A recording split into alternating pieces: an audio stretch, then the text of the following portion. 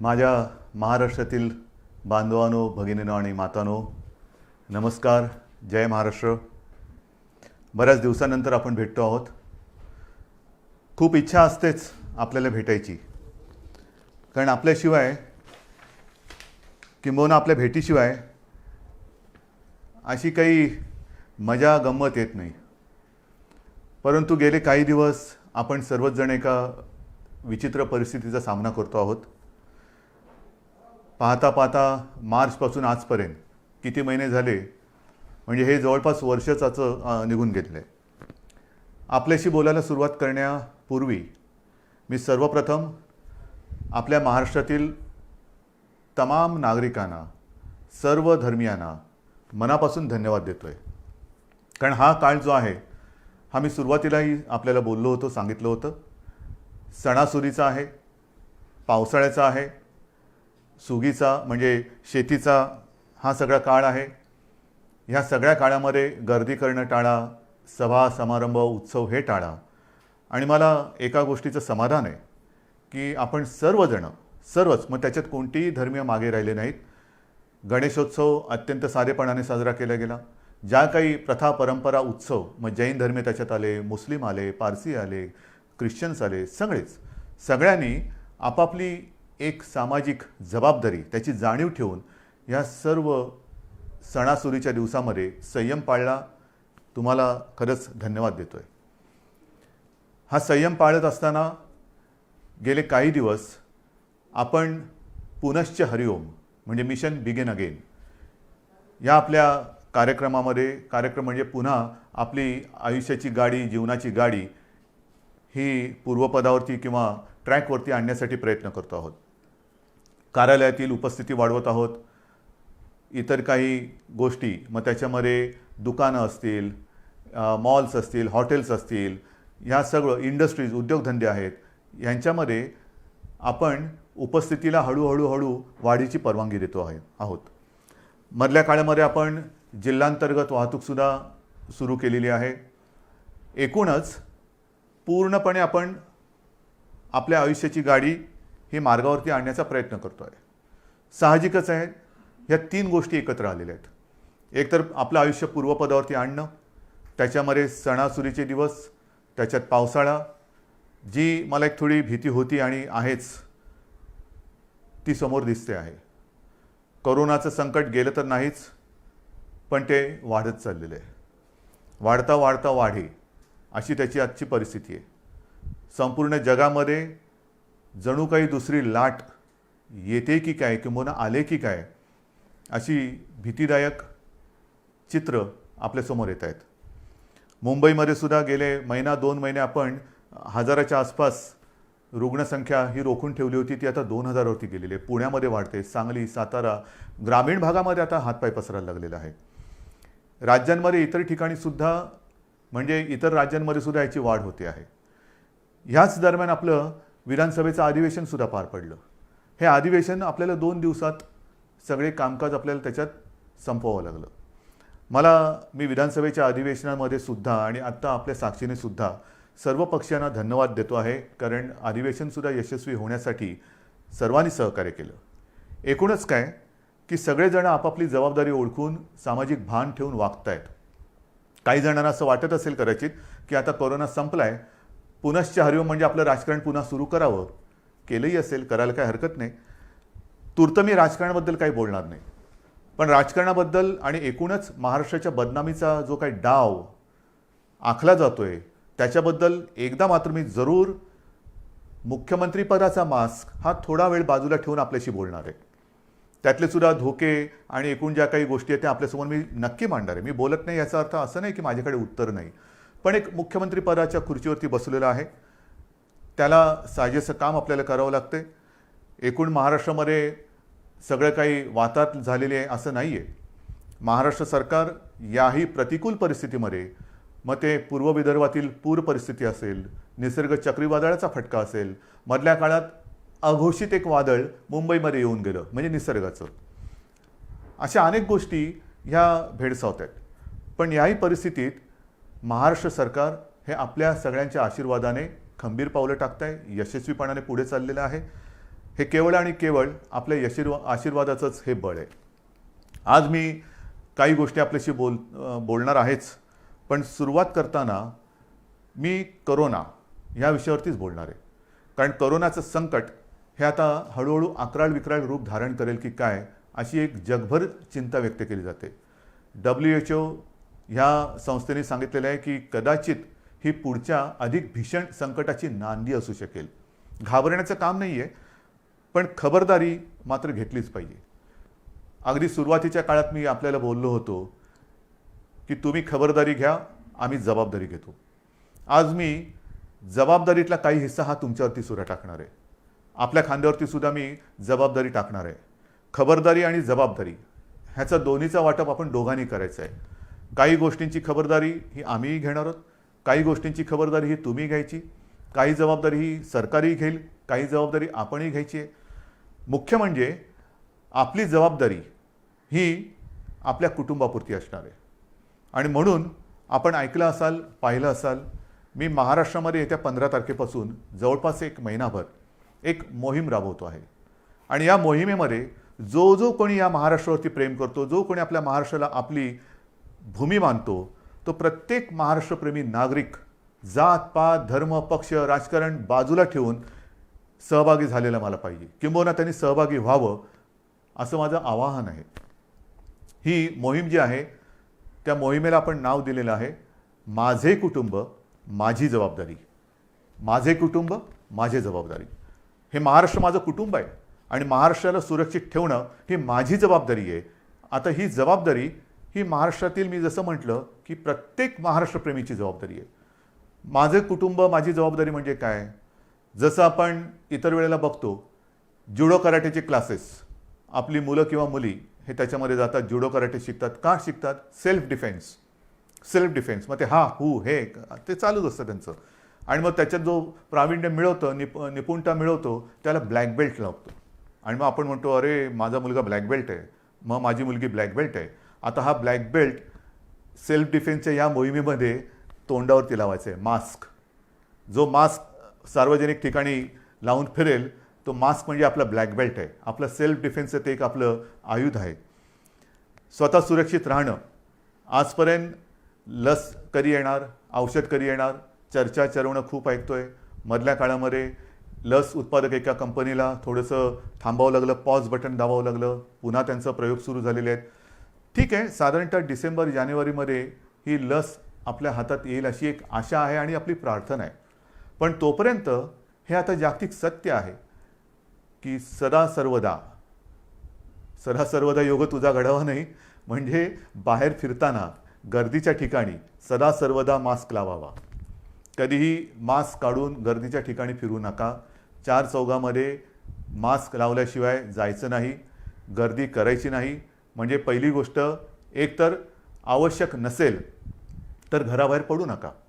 आणि आवश्यकता असेल, कारण आवश्यकता तर असतंच, रोजीरोटी कमवायची म्हणजे घराबाहेर पडणं आलंच. मग ते पडताना जिथे जिथे गर्दी होईल तिथे तोंडावरती मास्क लावायचा, एकमेकापासून अंतर ठेवायचं. त्याचबरोबरीने हात सतत धुत राहणं. हे काही नवीन नाही आहे. ही पहिल्या दिवशीची जी काही तुम्हाला मी खबरदारी घेण्याची एक गोष्ट सांगितली होती, तीच त्रिसूत्री.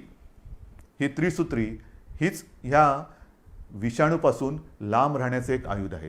ह्याच्या पलीकडे अजूनही तसं काही आलं आहे. औषधं येत आहेत, उपचार होत आहेत, आपण सुविधा वाढवतो आहोत, रुग्णशय्या वाढवतो आहोत, जम्बो हॉस्पिटल्स वाढवतो आहोत. ऑक्सिजनची थोडीशी एक कमतरता जाणवते, कारण आपले उद्योगधंदे सुरू झाले, त्यांनासुद्धा ऑक्सिजन लागत आहेत. पण आपण आता ऑक्सिजन ही आपल्या आरोग्य खात्याची प्राथमिकता ठरवलेली आहे. त्याच्यामध्ये 80% ऑक्सिजन हा प्रथम आरोग्यासाठी वापरला जाईल आणि मग आपण उद्योगासाठी देऊ. तर ह्या सगळ्या गोष्टी करतोय. डॉक्टरांचे टास्क फोर्स नेमतोय, कोरोना दक्षता समित्या नेमतो आहेत.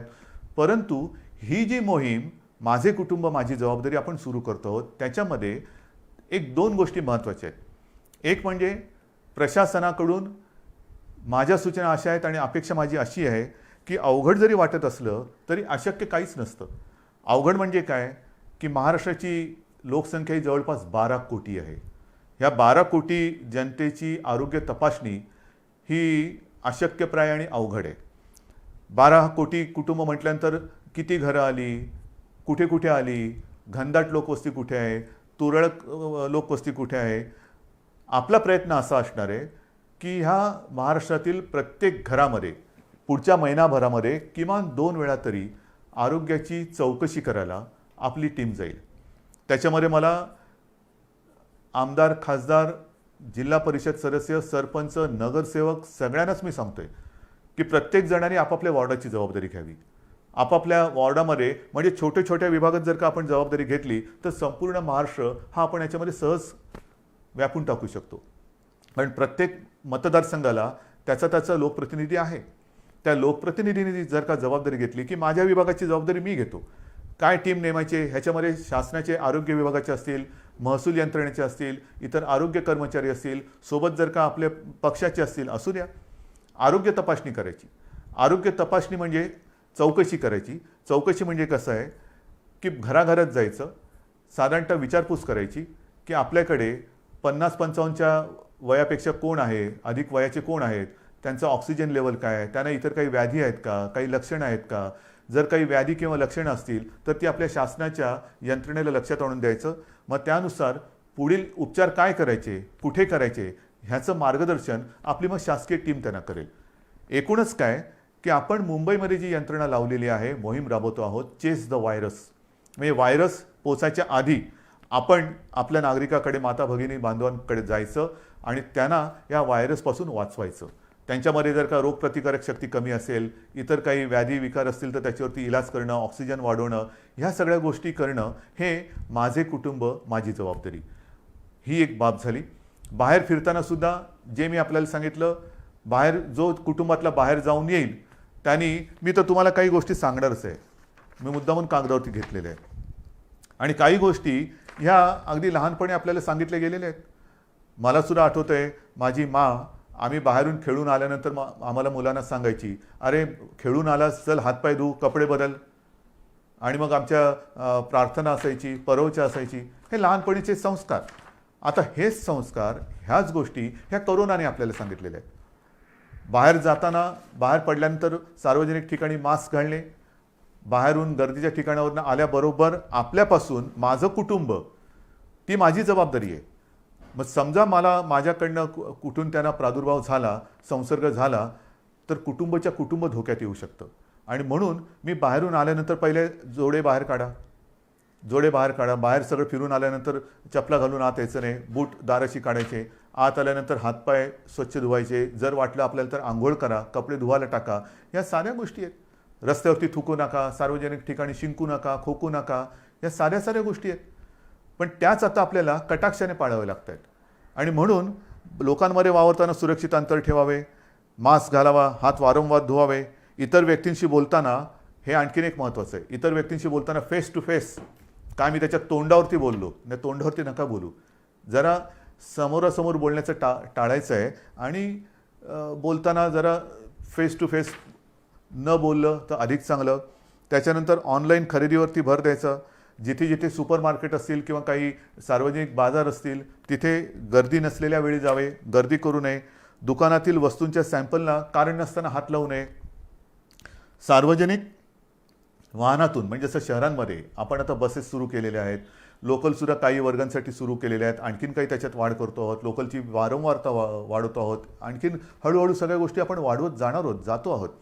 पण सार्वजनिक वाहनात असाल तर बोलू नका, शक्यतो कमी बोला. त्याच्यानंतर बैठका, जशा बैठका आता मुख्यमंत्री घरी बसून काम करतात, घराबाहेर पडा. पण त्यांना कल्पना, हे माझ्यावरती जे आरोप करतायत ते जिथे गेलेले नाहीत, तिथे दुर्गम भागात मी व्हिडिओच्या माध्यमातून जाऊन येतो, फिरतो, तिथे मी सूचना देतो. जिथे तुम्ही पोचू शकत नाहीत, गेलेला नाहीत, तिथे मी जातो आहे, मी बोलतो आहे. कसा? या तंत्रज्ञानाच्या माध्यमातून. तर जिथे जिथे आवश्यकता असेल तिकडे किंबहुना जर का आपल्याला बैठका घ्यायच्या असतील तर व्हिडिओ कॉन्फरन्सिंग करा. हे फार महत्त्वाचं आहे. त्याच्यानंतर जर लक्षणं आढळली, कोणाला जर का वाटलं, लक्षणंसुद्धा आता मी सगळ्या काही गोष्टी तुम्हाला सांगत नाही जाणार, बऱ्याचशा गोष्टी आपल्याला कल्पना आहे. लक्षणं आढळली तर तुम्ही कुठे गेला होतात, साधारणतः कोणाला भेटला होता, त्याची एक माहिती, त्याची एक यादी ही आपल्याला तपासायला आलेल्या आरोग्य अधिकारी किंवा जी शासन यंत्रणा असेल त्याच्याकडे द्या, की जेणेकरून त्यांच्यापासून म्हणजे त्यांच्यावरती आपण इलाज करू शकू आणि त्यांच्यापासून इतरांना होणारा संसर्ग आपण थांबवू शकू. इतरांसमोर जेवताना, कारण आता हळूहळू आपण हॉटेल्स, मोठी जी 5 स्टार असतील, लॉजेस असतील, ह्या काही हॉटेल्सना आपण परवानगी दिलेत, पूर्ण चालवायला दिलेत. त्यांच्यामधले रेस्टॉरंट्सना परवानगी दिले. गेल्या आठवड्यात मला रेस्टॉरंटची काही लोकं भेटून गेलेली जी ह्या हॉटेलच्या बाहेरची आहेत. आमचं काय करणार? जिमची लोकं येऊन भेटून गेली. आमचं काय करणार? सगळ्यांशी मी बोलतोय. त्यांना सुद्धा काही सूचनावली मला द्यायची आहेत, ती पाळा आणि आपण ते ओपन करू. आणि म्हणून इतरांसमवेत जेवताना समोरासमोर बसू नका. महत्त्वाचं काय की समोरासमोर हा जो व्हायरस येणं जाणं करू शकतो, त्याच्यात आपल्याला त्याचा मार्ग हा बदलून टाकायचा. म्हणजे समोरासमोर नसेल, बाजूला असेल, तर तो जर का दुर्दैवाने कोण त्याच्यात संसर्गजन्य असेल, झालेला असेल, संसर्ग झालेला असेल, संसर्ग बाधित, तर त्याच्यापासून दुसऱ्याला संसर्ग होणार नाही. जेवणातील पदार्थ इतरांना वाटताना मोठ्या बाउल्समध्ये न घेता छोट्या छोट्या वाळायच्यात घ्या, हे आहे. नंतर काही ठिकाणी आपण बघतो सार्वजनिक शौचालय असतील, त्याची स्वच्छता आणि निर्जंतुकीकरण तर हे आपण करतोच आहोत, करावं लागतंच आहे, करावं लागणारच आहे. पण घरामध्ये सुद्धा ज्यांच्याकडे आता शहरी भाग आहे, शहरामध्ये पूर्वीच्या शौचालयांची आता कमतरता आहे, ती जात चालली. नवीन ती युरोपियन स्टाईलची आली. त्याच्यात फ्लश करताना त्याचं झाकण बंद करून फ्लश करा, की जेणेकरून पुढचं सांगण्याची गरज नाही. नंतर जर भेटायचं असलं तर बंद जागेत भेटायचं टाळायचं, उघडं पाहिजे. मी मागेही आपल्याला सांगितलं होतं की एअर कंडिशनचा वापर करण्यापेक्षा खिडक्या, चला हवा येऊ द्या, हवा खेळती राहिली पाहिजे, हवेचं येणं जाणं चाललं पाहिजे. आणि अडचणीच्या जागी, अपुऱ्या जागी जास्त वेळ थांबू नका. अशा या काही गोष्टी आहेत, ह्या मी तुम्हाला ह्या मोहिमेच्या माध्यमातून सांगणार आहे. ही मोहीम आपल्याला राबवायची. ह्याच्यात मला जनतेचा सहभाग पाहिजे. लहान मुलं, तुमच्या काही सूचना असतील त्या द्या, चित्र काढा. मी जाहिरात संस्थांना बोलवणार आहे, वृत्तपत्र वाहिन्यांना बोलवणार आहे, प्रसार माध्यमांना बोलवणार आहे. प्रत्येकजण मी काय करू शकतो, जसं ते म्हणतात ना, राम सेतू बांधताना खारीचा वाटा, प्रत्येकाने खारीचा वाटा सिंहाचा घ्यायचा तर सिंहाचा घ्या, खारीचा घ्यायचा खारीचा घ्या. पण मी या मोहिमेत आहे हे मला पाहिजे. सगळ्या जणांनी अत्यंत प्रामाणिकपणाने या मोहिमेत सहभागी होऊन, हे युद्ध आहे, हे युद्ध आता सार्वत्रिक, सगळी ज्या वेळेला जनता रस्त्यावरती उतरते तेव्हाच त्या युद्धामध्ये यश मिळतं. आजपर्यंत आपण हे युद्ध घरी बसून लढत होतो. आता मला तुम्हाला एक एक गोष्टी मी उघड करत चालू असताना, अजून मी पूर्ण ओपन केलेल्या नाहीत, कारण व्हायरस वाढतो आहे. पुन्हा लॉकडाऊन करायची वेळ येऊ नये हीच एक अपेक्षा आहे. पण जर ह्या गोष्टी तुम्ही कटाक्षाने पाळणार असाल तर, अजूनही मला काही ठिकाणी दिसतंय, मी येता जाताना बघतो, हळूहळू मुंबईमध्ये सुद्धा शिथिलता यायला लागलेली आहे. मास्क असतात पण ते मास्क कसे हनुवटीवरती असतात. आज मी मास्क घातला नाही कारण मी एकटा या खोलीत तुमच्याशी बोलतोय, पण हनुवटीवरती मास्क असतात, म्हणजे तोंडावरनं नाकावरनं काढलेले असतात. अनेक जण एकटे जेव्हा धावत असतात तेव्हा तोंडावरती मास्क असतात, आणि मित्र भेटल्यानंतर जवळ जाऊन मास्क काढून बोलतात. म्हणजे जिकडे मास्क तशी आवश्यकता नाही एकटे असताना, तिकडे मास्क, आणि भेटल्यानंतर गप्पा मारताना मास्क काढून बोलत आहेत. तर नाही, मला असं वाटतं की जसं इतर देशांमध्ये त्यांनी केलेलं आहे, संपूर्ण ओपन केलेलं आहे, पण कायदे कडक केलेले आहेत. सार्वजनिक ठिकाणी मास्क घातला नसेल तर कडक दंड. जर एखाद्या ठिकाणी दुकानात किंवा कुठे गर्दी झाली, त्यांचे कॅमेरे ऑन असतात, ताबडतोब ते दुकान बंद. बसमध्ये सुद्धा किंवा मेट्रोमध्ये सुद्धा गर्दी झाली, ताबडतोब तिकडे ती कारवाई केली जाते. तर ह्या काही गोष्टी ह्या कायद्याने करण्याची गरज आहे का? का आपण आपली सुरक्षितता किंवा आपली जबाबदारी आपण पार पाडू शकत नाही का? आपण करू शकतो, पण हे कायदे काही ठिकाणी आपल्याला जरूर करावे लागणार. जर का मास्क घातला नाही, दंड करावा लागणार. गर्दी झाली, पुढची थोडीशी कारवाई करावी लागणार. तर अंगवळणी या गोष्टी पडेपर्यंत थोडंफार आपल्याला या गोष्टी समजून घ्याव्या लागतील. शिथिलता आपल्या वागण्यात येता कामा नये. आयुष्यामध्ये हे संकट हे कदाचित जगावरचं पहिलं महाभयानक संकट असेल, आणि त्याचा सामना आपण करतोय, आपली पिढी त्याचा सामना करते आहे. आणि हे संकट हे शेवटचं असेलच असं नाही, कदाचित पुढे अशी संकटे येऊ शकतील, आणि एकूणच ह्या संकटातून बाहेर पडताना पुढच्या संकटाचा सामना कसा करावा ते ह्या संकटातून आपण शिकू शकतो. हे झालं या कोरोनाच्या बाबतीमध्ये. पण गेल्या काही दिवसामध्ये ज्या काही गोष्टी आपण सरकार म्हणून केलेल्या आहेत, वादळं मागून वादळं, मग ती निसर्गाची वादळं असतील, राजकीय वादळ तर ठीक आहे, त्याचा सामना तर मी करेन तुमच्या सगळ्यांच्या सोबतीने. परंतु खास करून मला एका गोष्टीचं समाधान वाटते की याही कठीण परिस्थितीत आपण जे वचन शेतकऱ्याने दिलं होतं की तुमचं यांचं कर्ज पीक कर्ज हे 2 लाखापर्यंत आहे, त्या महाराष्ट्रातील सर्व शेतकऱ्यांना आपण कर्जमुक्त करणार. जवळपास 29.5 लाख शेतकऱ्यांना आपण कर्जमुक्त केलेलं आहे. एक अभिमान आहे, नक्कीच अभिमान आहे की पहिलं अधिवेशन जे आपलं झालं होतं नागपूरचं, त्या अधिवेशनात आपण जाहीर केलं होतं आणि त्याप्रमाणे जाहीर केल्याप्रमाणे आपण जवळपास 29.5 लाख शेतकऱ्यांना कर्जमुक्त केलेलं आहे. यावर्षी विक्रमी कापूस खरेदी केलेली आहे. जिथे जिथे जे काही नुकसान झालेलं आहे, आणखीन काय झालेलं असेल, तिथे तिथे सरकार म्हणून आपली जबाबदारी आपण पार पाडतो आहोत. एकूणच सरकार शेतकऱ्यांच्या आणि महाराष्ट्रातील नागरिकांच्या सोबत त्यांच्या पाठी खंबीरपणाने उभं आहे. आणखीन एक विशेष गोष्ट म्हणजे जवळपास पुढचं वर्ष आपल्या महाराष्ट्रातील जे कुपोषित बालकं आहेत, आदिवासी बालकं आहेत, अशा जवळपास 6.5 लाख बालकांना आपण वर्षभर मोफत दूध भुकटी देतो आहोत. त्याचबरोबरीने जवळपास 1.25 लाख अशा माता भगिनी आहेत ज्या गरोदर आहेत किंबहुना काही स्तनदा माता आहेत, त्यांच्या आरोग्यासाठी सुद्धा आपण ही दूध भुकटी मोफत देत आहोत. या गोष्टी करतोत आपण. गेली काही वर्ष आदिवासींसाठी, आदिवासी माता भगिनी बांधव आहेत, त्यांच्याकडे बऱ्याचदा कोणाचंच लक्ष नसतं, पण त्यांच्यासाठी खावटी अनुदान योजना जी होती, जी गेली काही वर्ष बंद झाली होती, ती सुद्धा आपण चालू केलेली आहे. शिवभोजन आपण 10 रुपयामध्ये थाळी देत होतो, ती या काळात 5 रुपयात केलेली आहे. जवळपास 2.25 कोटी, जवळपास 2.25 कोटी थाळ्यांचं वितरण या कोरोनाच्या काळात झालेलं आहे आणि हे सतत चालू आहे. बेड्स वाढवत आहोत. म्हणजे मी विधानसभेत माहिती दिली होती की जेव्हा कोरोनाचा पहिला रुग्ण आपल्या राज्यात सापडला तेव्हा संपूर्ण राज्यात साधारणतः सगळे मिळून 7,500 रुग्णशय्या होत्या. 7,500, 7,700 आणि काहीतरी. आजच्या घडीला आपल्या राज्यात सर्व बेड्स जर का धरले, त्याच्यात नेहमीचे beds, oxygen beds, ICU, ventilators, तर किमान 3,60,000 बेड्स आपण ह्या गेल्या 4-5 महिन्यात वाढवलेले आहेत. ICU बेड्स वाढवलेले आहेत, डायलिसिसचे बेड्स वाढवलेले आहेत. म्हणजे असं काही नाही की लॉकडाऊन करून आपण गप्प बसलो. लॉकडाऊनमध्ये संसर्गाची साखळी तोडणं, पण त्याचबरोबरीने आपण आरोग्यविषयक सुविधा तयार करणं, हे काम आपण करतो आहोत आणि आज देखील ह्याच्यात खंड नाही पडलेला. जिथे जिथे आवश्यकता असेल तिथे तिथे आपण ह्या बेडची संख्या वाढवतो आहोत. इतर ऑक्सिजन जसं मी म्हटलं तसं थोडे दिवस थोडीशी आपल्याला एक उणीव भासते आहे, चणचण भासते आहे, कारण ऑक्सिजन जरी उपलब्ध असला तरी त्याच्यासाठी कंटेनर उपलब्ध होत नाहीत. तर ह्या सगळ्या गोष्टी जुळवाजुळव करून आपण यातनं मार्ग काढतो आहोत. औषधांमध्ये सुद्धा कुठेही आपण पुरवठा करण्यामध्ये कमी पडत नाहीत. सगळ्या गोष्टी करतो आहोत. किती गोष्टी तुम्हाला सांगायच्या. माझ्याकडे इकडे कागदाची चवडच आहे.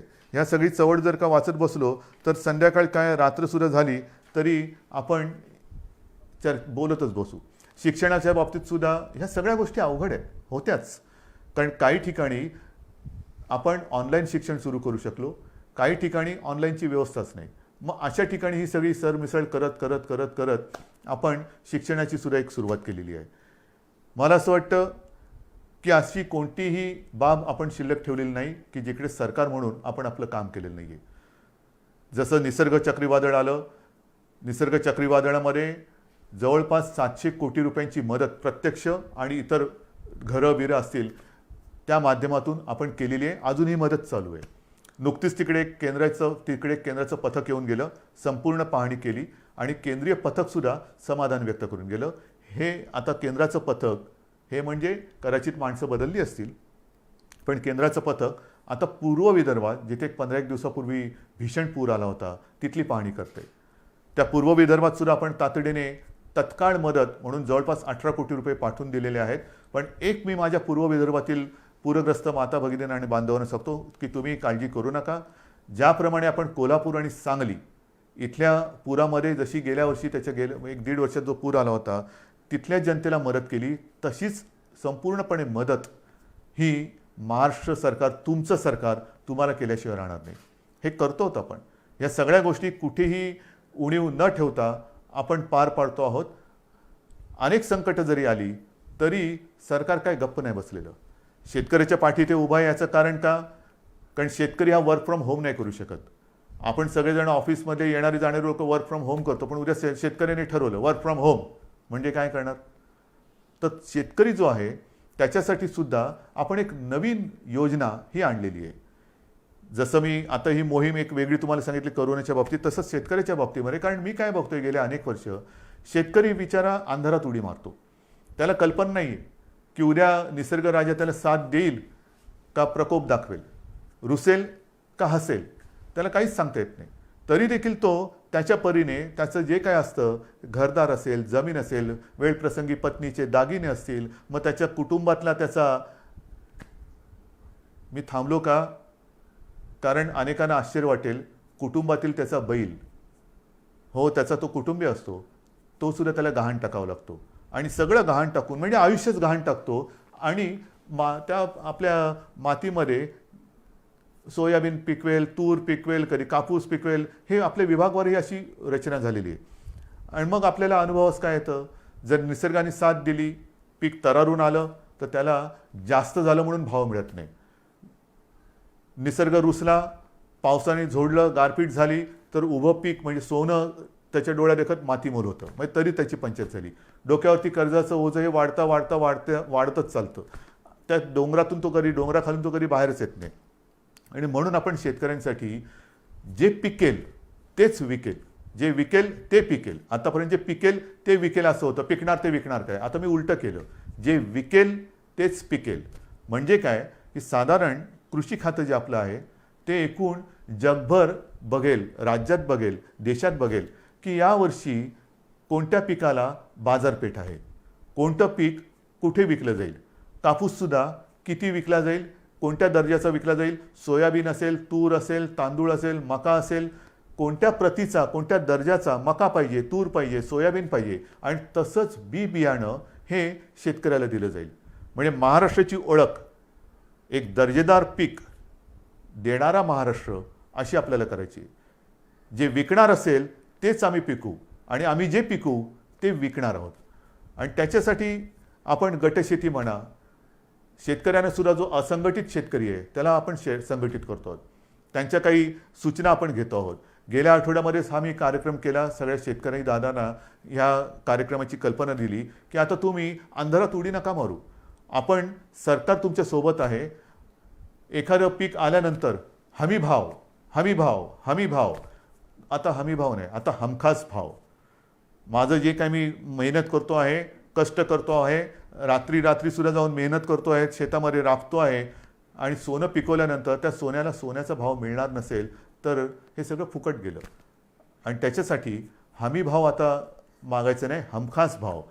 आणि जे मी पिकवणार आहे ते विकलं गेलंच पाहिजे. ही जी एक साखळी आहे ती साखळी आता आपण निर्माण करतो आहोत.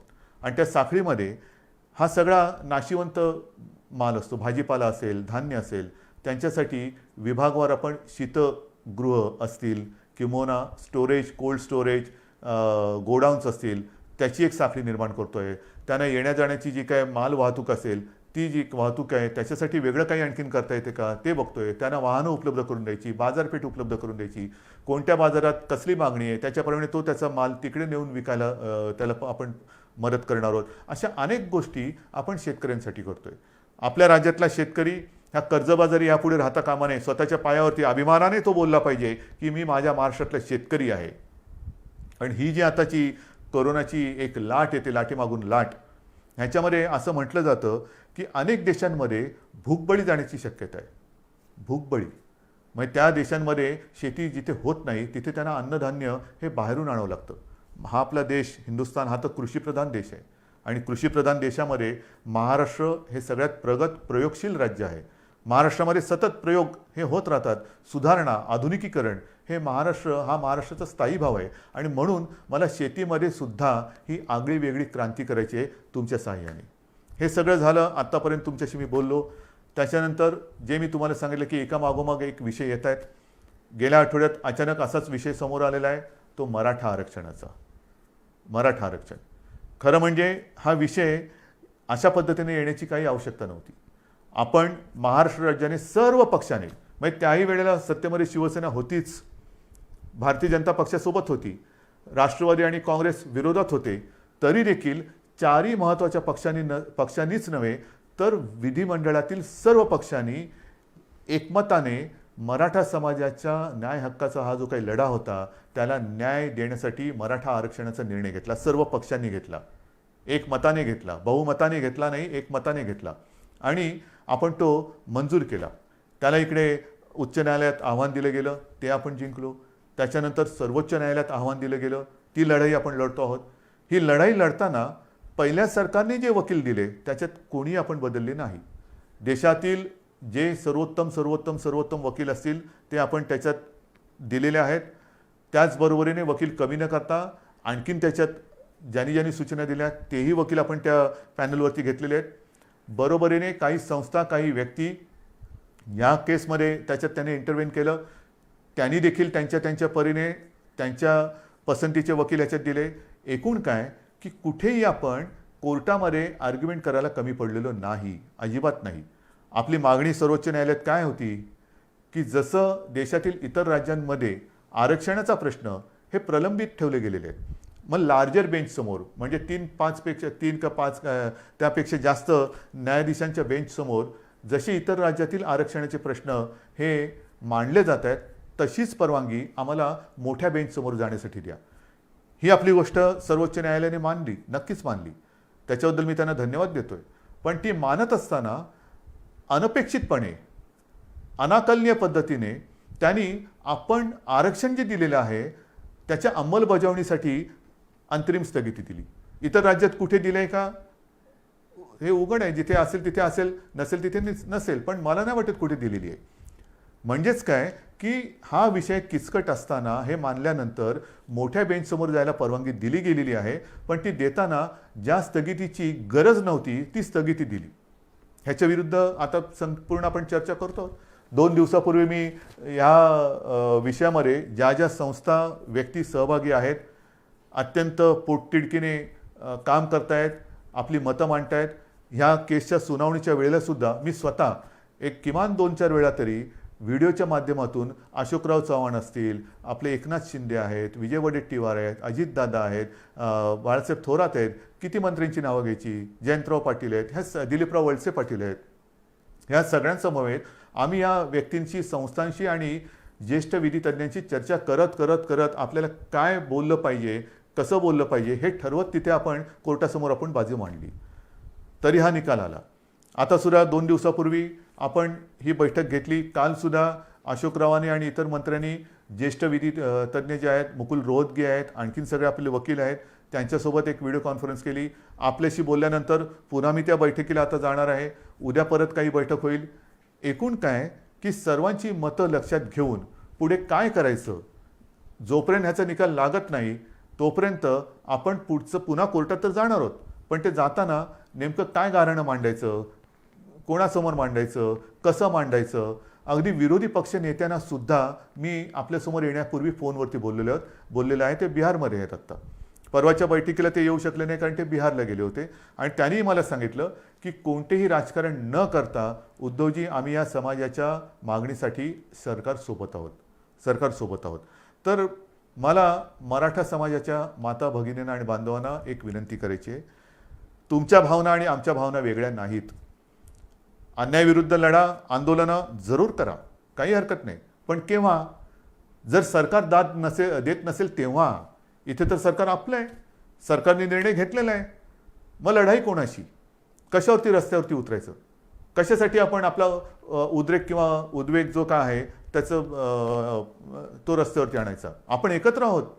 तुमच्या मागण्यांना आपण न्याय दिलेला आहे. त्याला आव्हान दिलं गेल्यानंतरही राज्य सरकार ही तुमची बाजू हिरारीने, जिद्दीने, चिकाटीने, चिवटपणाने आणि वेळप्रसंगी आक्रमकपणे ही न्यायालयासमोर मांडते आहे. सरकार तुमच्यासाठी भांडत आहे. तुमच्या सगळ्यांच्या सूचना त्यांचा गांभीर्याने विचार करून आम्ही मार्ग काढतो आहोत. आता मी काय काय काढू शकतो त्याच्यावरती मी बोलत नाही, कारण पुन्हा मी काय बोललो तर या केसवरती त्याचा दुष्परिणाम होऊ नये. पण सगळ्या सूचना आम्ही घेतलेल्या आहेत, अजूनही घेतो आहोत आणि त्याचा सारासार विचार केल्यानंतर कायदेशीररित्या आपल्याला पहिला एक दिलासादायक मार्ग काय घेता येईल तो सुद्धा आम्ही विचार करतो आहे. आणि तो केल्यानंतर पुन्हा कोर्टात तर जातोच आहोत, कारण मोठ्या बेंचसमोर तर जायचंच आहे आपल्याला. हा निकाल तर आपल्या बाजूनी लागावा ह्याच्यासाठी आपल्याला कायदेशीर लढाई करायची आहेच. ती करण्यात कुठे तसूभर सुद्धा हे सरकार मागे राहणार नाही, हे वचन मी परवाच दिलेलं आहे. आजही पुन्हा ते मी देतो आहे. आणि म्हणून मी आपल्याला विनंती करतोय की सरकार आपल्यासोबत आहे. सरकारने निर्णय घेतलेला आहे. हा निर्णय घेतल्यानंतर एकतर हे करोनाचं संकट आहे, त्याच्यात अधिक आंदोलनं मोर्चे कृपा करून काढू नका. ज्याची खरंच आवश्यकता नाही ती एवढ्यासाठी की संपूर्णपणे अगदी शब्दशः सरकार हे तुमच्या भावनेशी सहमत आहे. तुम्हाला न्याय मिळवून देणं हे आमचं कर्तव्य आहे. आम्ही वचनबद्ध आहोत आणि म्हणून या परिस्थितीमध्ये आपण एकजुटीने आजपर्यंत जे काही वाटचाल करत आलेलो आहोत त्या एकजुटीला तडा जाईल असं कृपा करून करू नका. कोणी गैरसमज पसरू नका, कारण याच्यात गैरसमज पसरवण्यासारखं काही नाही. जे काय आहे ते सगळं समोर आहे. आपण सगळे एकत्र आहोत. एकजुटीने हा न्याय मिळवून घेतल्याशिवाय थांबायचं नाही हा निर्धार करून आपण पुढे जात आहोत. म्हणून महाराष्ट्रातील तमाम जनतेला मी पुन्हा एकदा विनंती करतो आहे की हे करोनाचं संकट, या संकटामध्ये आता जबाबदारीचा सुद्धा एक हिस्सा हा आपल्याला घ्यावा लागणार आहे. गावोगावी ज्या वेळेला ही पथकं येतील तेव्हा आपण स्वतःहून त्याला सहकार्य करा. कोणी घाबरण्याचं कारण नाही. करोना जरी औषध नसलं तरी वेळेमध्ये जर का लक्षात आला तर अनेक जण हे बरे होऊन सुखरूप घरी गेलेले आहेत, जात आहेत. रोजचा आकडा हा पुरेसा बोलका आहे. पण हे संकट वाढतंय हे सुद्धा तितकंच खरं. या संकटाचा सामना करण्यासाठी ज्या सूचना आजपर्यंत सरकार म्हणून आम्ही आपल्याला करत आलो त्या सूचनांचं जसं पालन केलं तसंच याही पुढे तुम्ही कराल आणि ह्या युद्धात आपण निर्णायक विजय मिळवू हा आत्मविश्वास व्यक्त करून तूर्त मी आपली रजा घेतो. जय हिंद, जय महाराष्ट्र.